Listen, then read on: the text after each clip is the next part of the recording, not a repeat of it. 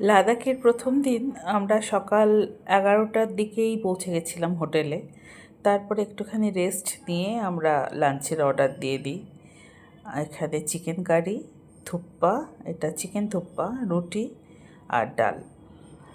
কারণ পাহাড়ে একটুখানি খাওয়াটাও আমাদের বলেছিল হালকা মানে কম খেতে, তো এমনি আমরা রুটি প্রেফার করি সাধারণত। আজকে তো আর কোনো কাজ নেই, খাও আর একটু রেস্ট করো। ঘুমোতেও বারণ করেছে আমাদের ওখান থেকে, বলেছে যে দুপুরবেলায় যাতে বেশি না ঘুমোয়। তো সেই জন্য এতক্ষণ টিভি দেখছিলাম। তারপরে নিচ থেকে ফোন গেল যে খাবার রেডি হয়ে গেছে, তো আমরা নিচে এলাম খেতে। চিকেন থুপ্পাটা ভালোই ছিল, এই নুডলসের মতোই আর কি। যে কোনো পাহাড়ে আমরা থুপ্পা এর আগেও খেয়েছি, যখন আমরা যে কোনো পাহাড়ে গেছি, তোমার সিকিম বলো কিংবা নৈনিতালও খেয়েছি আমি আর অনি। ভালোই খেতে, হালকা। তো গুড্ডু এটা প্রেফার করছিল, তো ওর জন্য চিকেন থুপ্পাই নেওয়া হয়েছিল স্পেশালি। আমরা একটু টেস্ট করলাম, আর চিকেন ছিল আর ডাল ছিল। তবে পাহাড়ের রুটিটা এত সফট বানিয়েছিল আমরা ভাবতে পারিনি, আশা করিনি আসলে।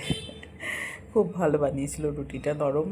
আর গুড্ডি যা হোস্টেলে শক্ত শক্ত রুটি খায়, ওকে বলছে মাম্মি রুটিগুলো খুব সফট হয়েছে।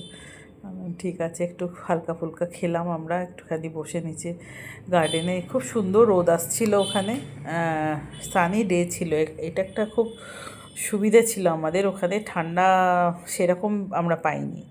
মানে প্রথম দিন তো ঠান্ডা সেরকম ছিলই না, আর সানি ডে ছিল। তো আমরা খাবার দাবার খেয়ে একটুখানি সামনে বসেছিলাম লনটায়। খুব সুন্দর বসার সিস্টেম করে দিয়েছিল।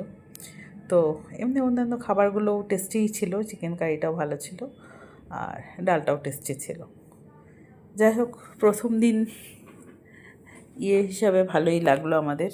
আর যেহেতু এত ভয় পাইয়ে দিয়েছে, বেশি নড়বেন না, আমরা একটুখানি আশেপাশে বেরোবো ভেবেছিলাম, কিন্তু বেরোতে পারিনি যদি কোনো রকম প্রবলেম হয়। তো প্রথম দিনটা আমরা ওই জন্য হোটেলেই ছিলাম।